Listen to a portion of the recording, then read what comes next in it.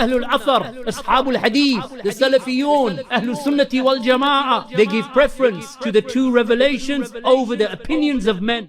Which means that we are only 2 or 3 days, insha'Allah, away from the beginning of the month of Ramadan, the month wherein Allah subhanahu wa ta'ala revealed the Quran for the first time to Allah's Messenger sallallahu alayhi wa sallam.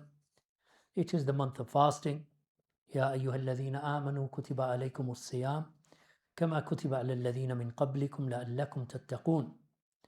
When Allah has said, O you who believe, fasting has been prescribed upon you, as it was prescribed upon those who came before you, so that you may attain taqwa, so you may become from Ahlul Taqwa, or the people who are pious and righteous and dutiful to Allah subhanahu wa ta'ala.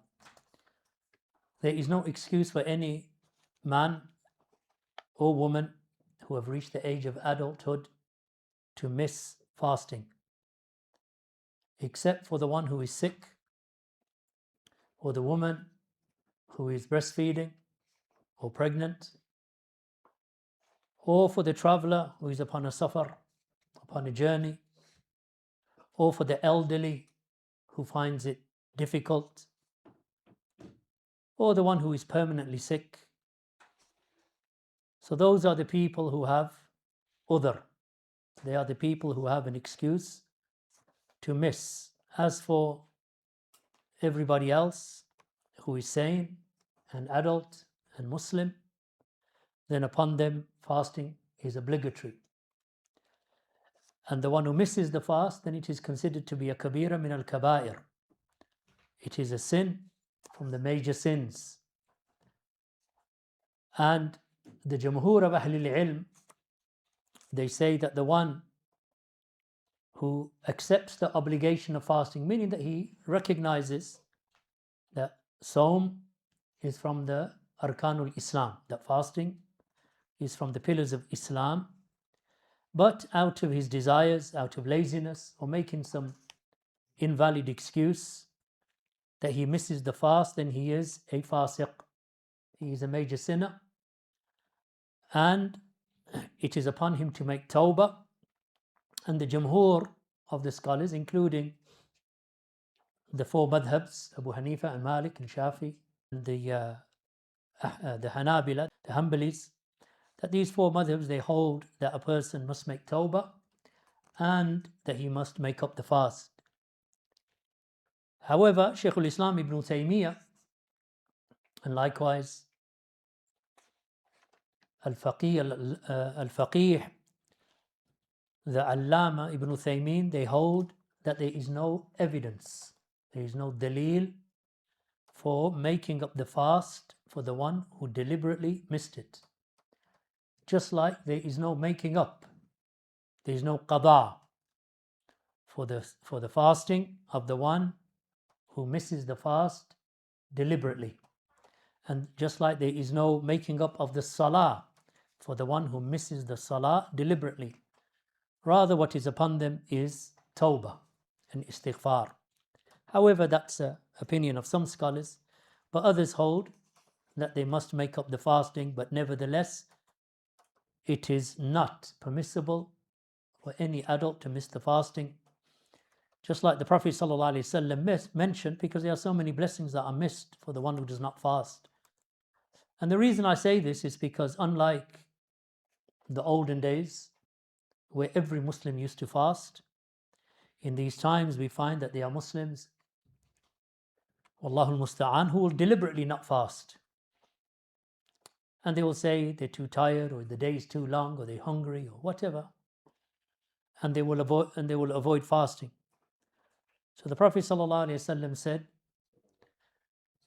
may Allah make distant the person who enters the month of Ramadan and he is not forgiven.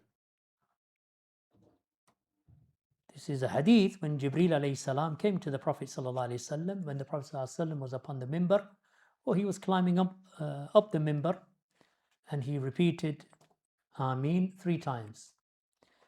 So in that narration it is mentioned that Jibreel said to the Prophet ﷺ that may Allah make distant meaning that he is far from the mercy of Allah, far from the rahmah of Allah, the one who reaches the month of Ramadan and is not forgiven.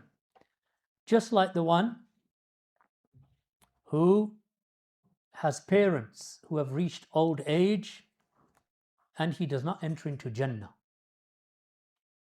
meaning that he has the opportunity now to look after his mother and his father who are elderly and they need him, but he ignores them and he does not take care of them, and therefore he does not enter into Jannah because of that. And likewise, the one who hears the name of our messenger Abul Qasim Muhammad bin Abdullah sallallahu alayhi wasallam, and he does not send the salah and salam upon him. So therefore, the month of Ramadan, only a person who is ghafil to the extreme, one who has ghafla, is negligent, inattentive, he does not care, alladhi la yubali, the one who does not care and he's not concerned, he is the one who enters Ramadan and does not benefit from it. So this type of ghafla should not be present in any Muslim home.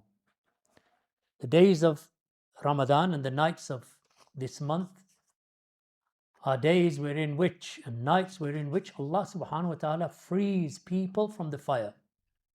So what does that mean, that Allah frees them from the fire? Meaning that these are people who are sinners and they deserve Allah's punishment, but Allah forgives them. In every night of Ramadan, and in some narrations it mentions every day of Ramadan, meaning on each day and each night Allah subhanahu wa ta'ala forgives the people. Why? Because this is the month of rahmah. It is the month of mercy. It is the month of forgiveness. It is the month that the Prophet sallallahu alaihi wasallam said that the shayateen, meaning kabiruhum,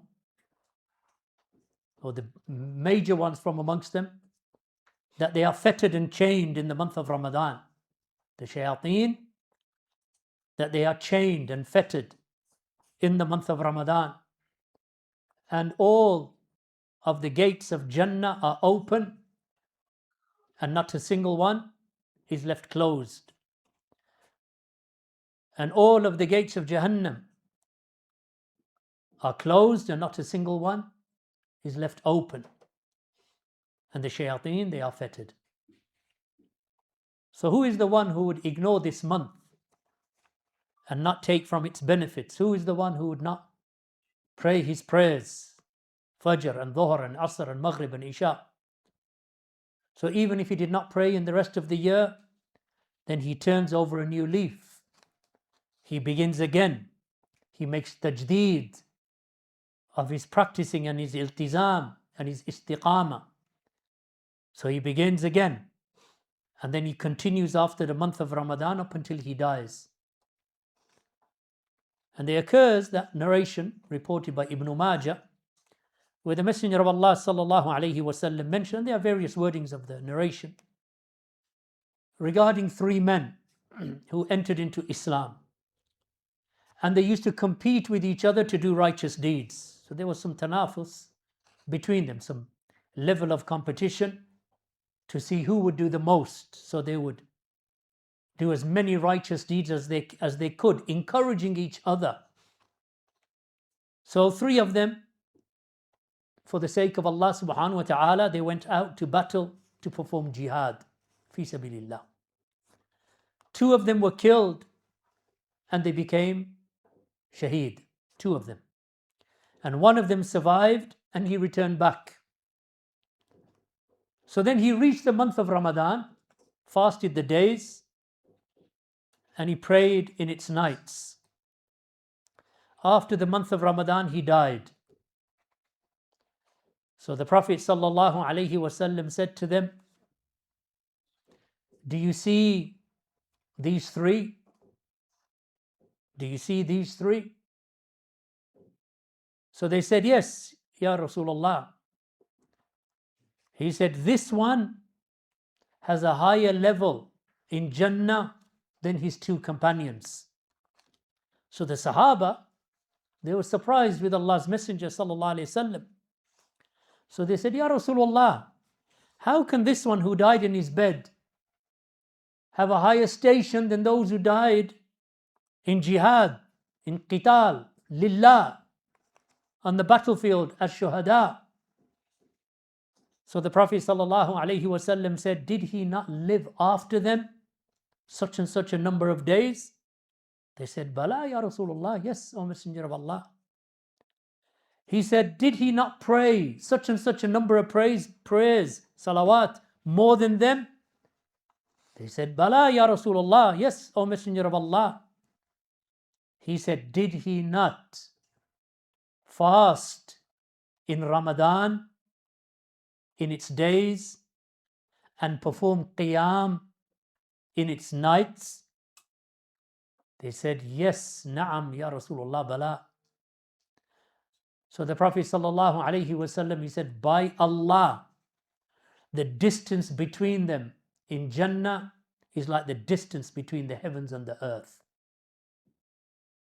Meaning that the ibadah of the one who is given a long life, as long as he is making the salah, as long as he is fasting the month of Ramadan, as long as he is doing righteous deeds, and he does them for days and days. Imagine this man entered the month of Ramadan and he caught Laylatul Qadr. One night of Laylatul Qadr is a lifetime of ibadah. 83 years, over 1,000 months. 1,000 months of ibadah in one night. And imagine this man, he also fought on the battlefield, fi sabilillah. And he prayed, and he fasted, and he lived longer than them, but he died in his bed. Yet the Messenger of Allah sallallahu alaihi wasallam mentioned the fadl of this month of Ramadan, the fasting. Kutiba alaykum, kama kutiba ala alladhina min qablikum. It has been prescribed for you, as it was prescribed upon those who came before you. This is the month of Ramadan, the month of rahmah and maghfirah, where you are closer to your families, and you sit with your families, and you memorize the Quran, and you read the book of Allah, and you make muraja'ah, you revise it, and you study it, and you learn its rules. You learn the fiqh of fasting and of salah, so that when you stand in prayer, and you pray as the Messenger of Allah sallallahu alaihi wasallam prayed. Sallu kama ra'aytumuni usalli. Pray like you have seen me pray. Fast like he fasted. So there are many benefits of the adhkar and dhikr. So these are the days that you do not swear or abuse the people or argue with them. And if someone comes to you to argue with you or fight with you, then say to them, Innani sa'im. Indeed, as for me, I am fasting. So the fasting person, that he has taqwa of Allah subhanahu wa ta'ala, he does not argue, let alone that he should argue with his own parents, that he should have any argument with his own mother or father or children or brothers or sisters. This is a month of qurbah, of nearness to Allah. There is no month like the month of Ramadan. Barakallahu feekum. That one of the pillars of Islam is in this month. Just as Hajj is in the month of Dhul Hijjah. Fasting as a rukn min al-arkan is in the month of Ramadan. It is the month in which the Quran was revealed. It is the month in which there is Laylatul Qadr. It is the month in which i'tikaf is established as a sunnah more than any other month, such that it is the sunnah of Allah's Messenger, thabita, established, that he would perform i'tikaf in the last 10 days of the month of Ramadan. So this month, barakallahu feekum, is not a month to be ignored. It is not a month to be just treated like any other month. We should leave this month as individuals who have been forgiven by Allah subhanahu wa ta'ala.